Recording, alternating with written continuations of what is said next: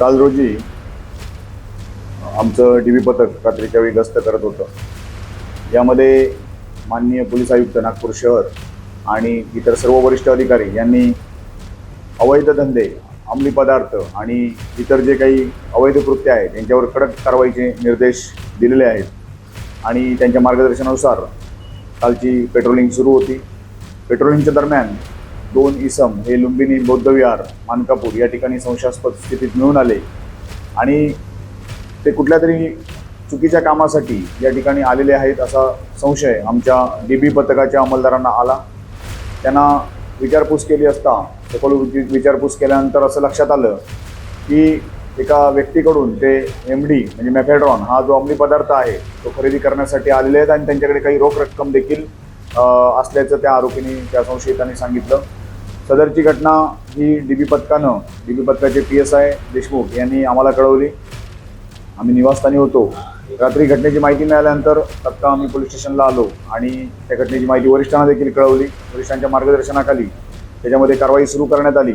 यामध्ये NDPS कायद्याच्या आणि नवीन BNSS कायद्याच्या ज्या काही प्रक्रिया आहेत त्या सगळ्या प्रक्रिया करून त्या ठिकाणी त्या 2 इसमांच्या मदतीनं जो आरोपी अंमली पदार्थ विक्रीसाठी येणार होता त्याला पकडण्यासाठी सापळा लावण्यात आला।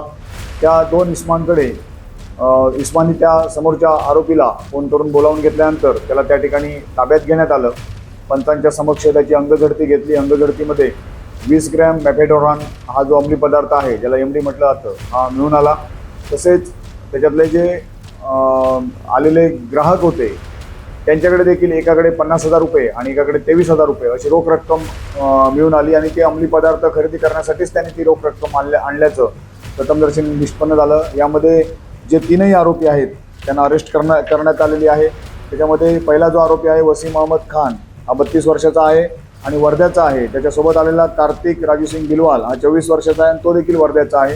हे मेफेड्रॉन अंमली पदार्थ खरेदी करण्यासाठी आलेले होते। मेफेड्रॉन किंवा MD किंवा कुठलाही अंमली पदार्थ खरेदी करणं, विक्री करणं किंवा ते स्वीकारणं हा देखील गुन्हाच आहे। त्याच्यानंतर जो विक्रीसाठी आलेला होता त्याचं नाव आहे आयुष अमृत मेश्राम, वय 20 वर्ष, हा नागपूरमधला मानकापूर येथील राहणारा आहे।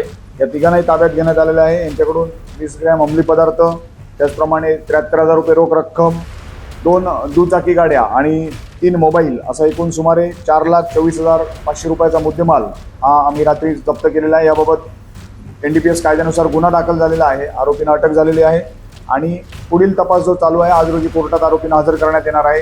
यामध्ये त्याने अंमली पदार्थ कुठून आणले याची लिंक आम्ही शोधण्याचा प्रयत्न करतोय आणि त्याच्यामध्ये यशस्वी होऊ असं आम्हाला वाटत आहे आणि ते शोध घेण्याचा प्रयत्न चालू आहे।